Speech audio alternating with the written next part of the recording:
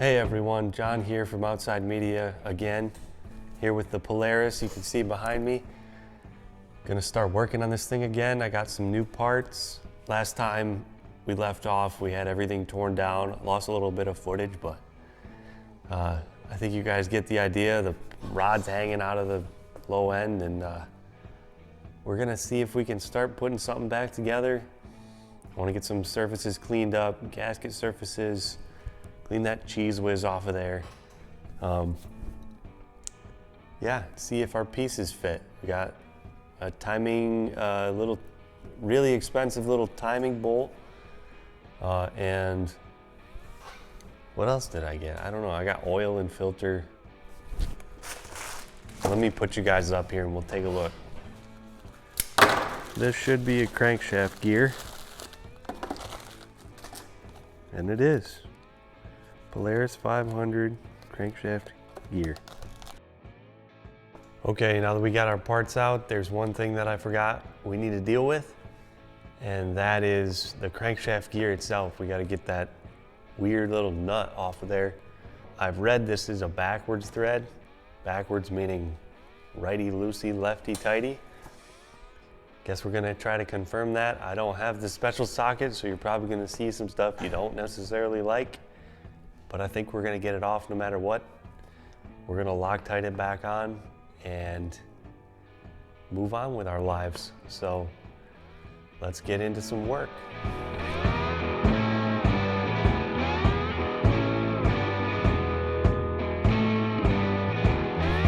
Probably gonna do some unapproved things right here, but this is what people were saying to do. And there was, of course, the people who said, don't do that. You'll break something. Or that's not the right way. I just need a way to get this thing apart. So we'll get it. I'm gonna go get the hammer.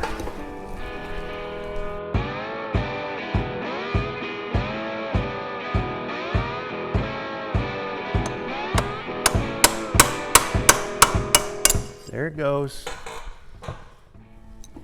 Oh my gosh, I love when the internet's right. Gear coming off.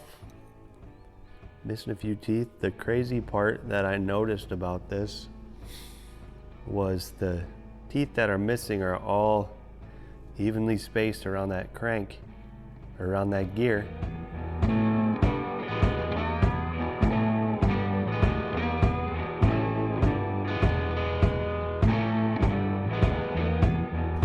Okay, I'm gonna start scraping that cheese whiz off of there. Get as much of it as I can with a paper towel and my finger. The big chunks out anyway.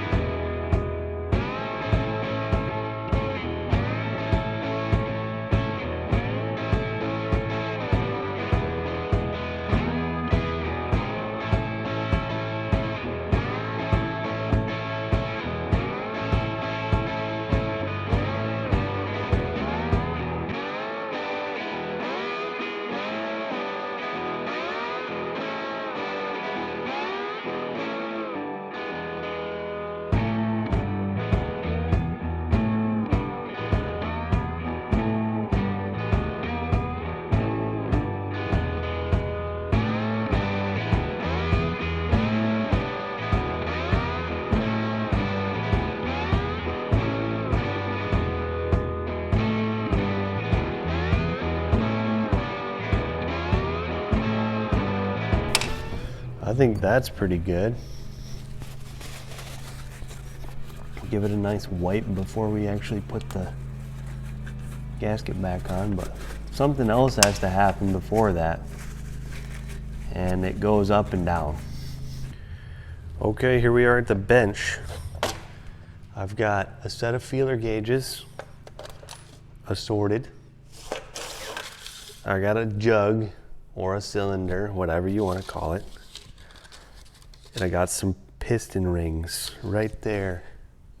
Somewhere up here I also have my piston along with cool stickers for the back fender, because you gotta have them.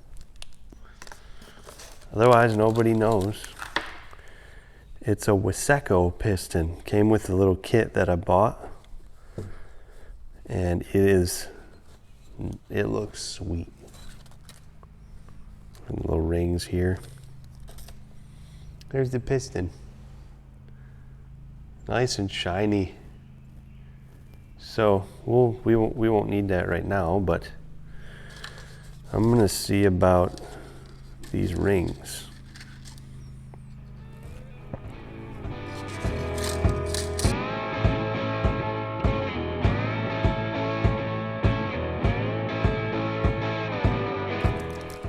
And it looks like the ring gap is supposed to be around 14 thousandths at the most, and this is kind of right there. So I'm gonna go ahead and say they figured it out for me, because it looks okay. But I'm gonna throw these in. Throw them in their respective grooves. Here's the lower one. This one, it's kind of brassy, coppery.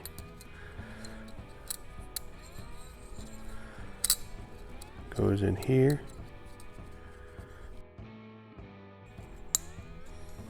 It'll be fun to put those in. So the arrow is supposed to point towards the exhaust side, which will end up being this side. And you want to stagger the gaps so they're not lined up. And also you want them away from the ports. So if there's any blow by, you're not sending it through the gap. And also the high wear points are the front and the rear, because the piston rocking back and forth.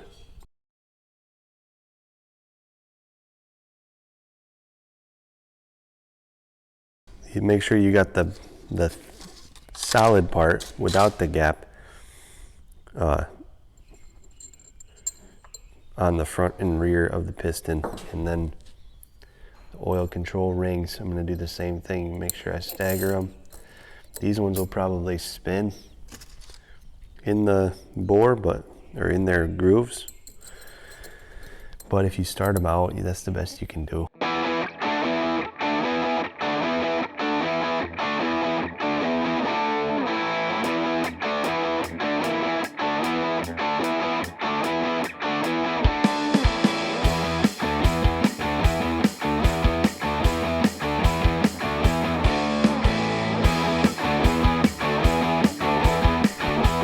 Gonna do a little flip and fit and see. They said the bores on the bottom of these things are tapered, so I should be able to just drop it over. I'm gonna throw some oil in there and see if the piston will drop in.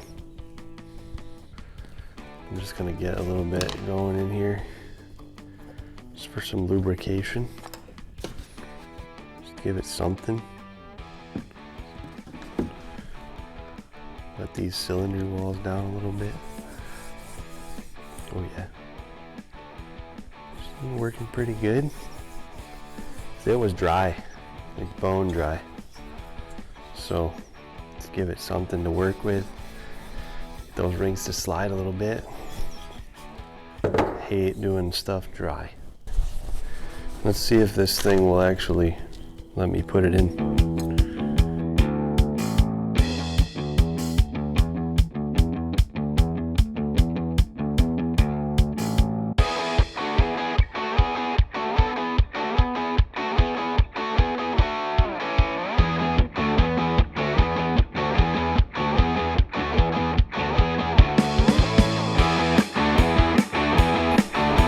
That's a tight fit. It just sounds bad, but it's going. Throw some more oil in there.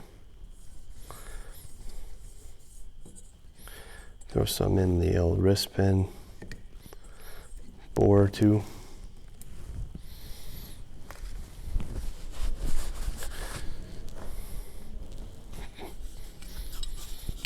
is, piston and cylinder. Tight fit. Kind of scary. Turtle smoke nice and good. Start up. Just want to give it something to slide on. So I think our rings are in there. I think that's where they're going to stay. Well, we should test fit this wrist pin. Make sure it slides in nice. Wrist pin here.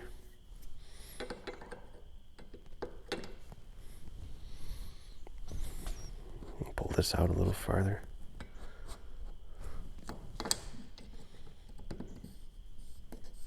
Very nice fit. I'm gonna throw one of those rings, wrist pin snap rings around there, or on one side so I can push against it.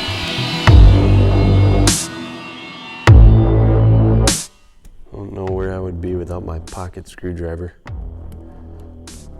Probably still trying to put in the very first thing I ever tried to pry in.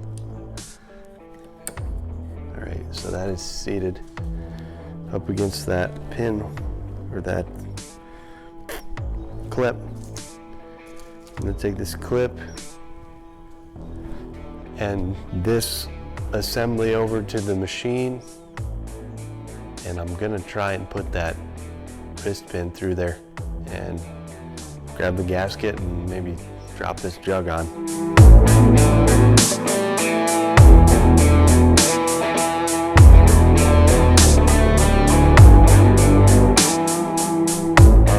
That wrist pin, the piston's in the cylinder, rings are on, gaps are all sequenced the way they're supposed to go, spaced away from each other. Got everything kind of oiled up. I don't have any assembly lube, but put as much oil on there as we can. I got to figure out these studs. They're aftermarket. They have instructions, so let's take a look. I like instructions. They tell you how to not mess stuff up. And I don't like messing stuff up if I can help it, especially if I'm trying to sell it. Sounds like we just gotta oil up these studs and put them in the holes and run them in by hand and see what happens. So I'm gonna go throw these in, get a little oil on the threads. And I'll meet you back over by the machine and we'll see what we got going on.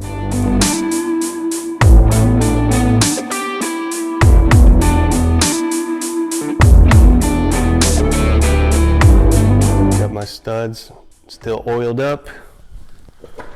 Let's see how they thread in. Probably should have threaded them in dry, but here we are.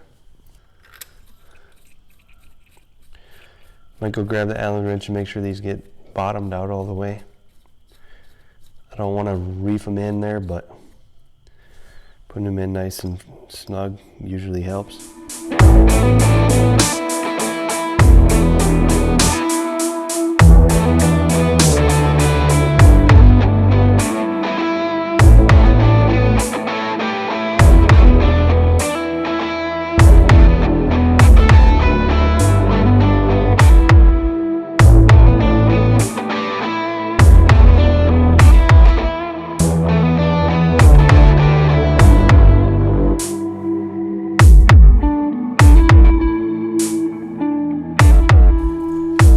We got 4 studs installed. Guys, I'm about to try to put this jug on and I'm a little nervous. I got the gasket on there, got the studs in there. The rod's hanging out of the hole. We're just gonna give it a go. It's a good thing this isn't very heavy, otherwise I'd be in trouble. So I'm gonna try and snake this through here. Okay, in position. And apparently I put the pin facing the correct side. So there's that. Let's get the pin going in. It's a nice, super satisfying fit. And I can't get it from this angle. It is like you get it and then you know you got it. I'm gonna put that through and we're going. All right, that's cool.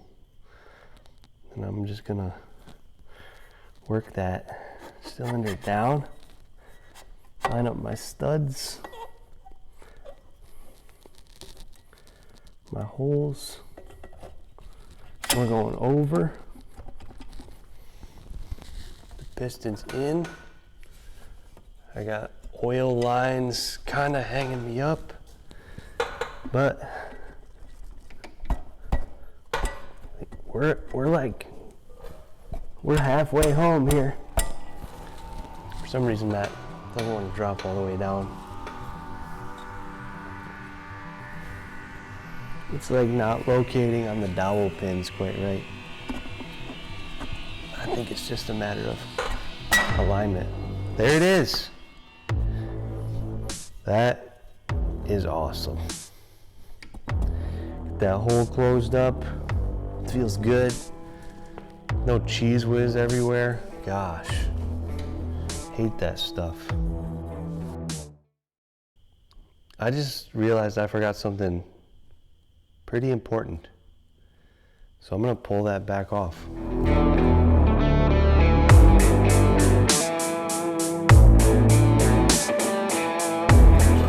Guys, I forgot to put on the snap ring. That holds the wrist pin, so that could have been real bad. We'll call that a dry fit. I'm going to jam my rags down here again, so I'm not dropping that ring into my engine. And give me 1 second, I'm gonna go grab that ring. Okay, I'm back with a ring and my pocket screwdriver. I'm gonna try and slip this ring in here.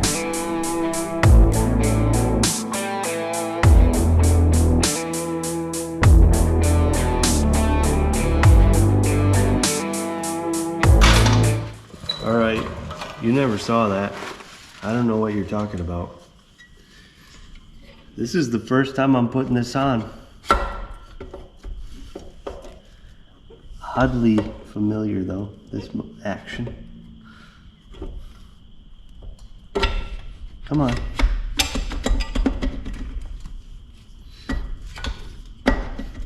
I know you'll go there because you've been there before.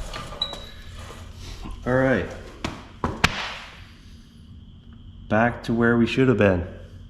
Got the piston in, wrist pin, both snap rings, piston rings, cylinder, jug, base gasket, stud kit. Now the fun part is probably gonna be tightening those nuts. All right, I've been soaking the nuts in oil so that they have a nice coat of oil on them when they get tightened down, so that spec holds true. I'm gonna try dropping it down in the socket. If you do it fast enough, just like that, it'll work, it'll go right on. I did oil that up a little bit, so that might have helped. Let's try it again.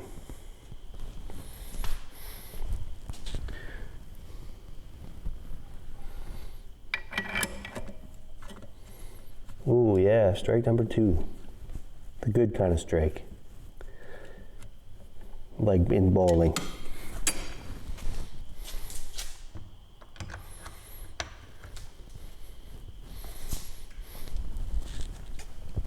Going for a turkey. Just like Thanksgiving.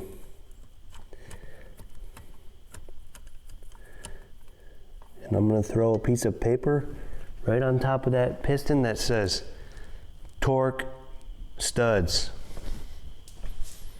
Because I will forget. I probably already did. What were we talking about? Oh yeah. Okay, Thanksgiving.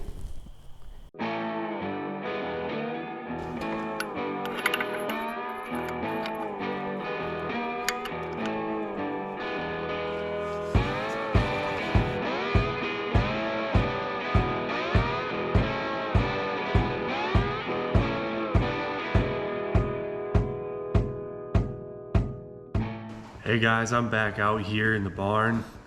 It's a different day now. It's been about a week since I touched the Polaris, and I brought a torque wrench home. I want to get those nuts torqued up and finalize that whole thing. Let me get this note out of here, because this is going to be irrelevant in a few minutes. Brought my torque wrench home from work. 46 foot-pounds for the 10mm studs, so we'll set that here. There's 1, 2.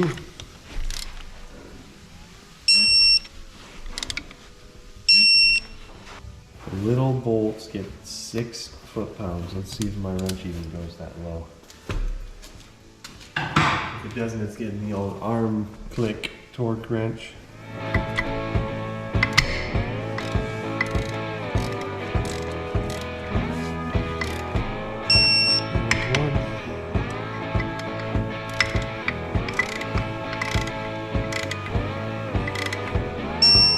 Two.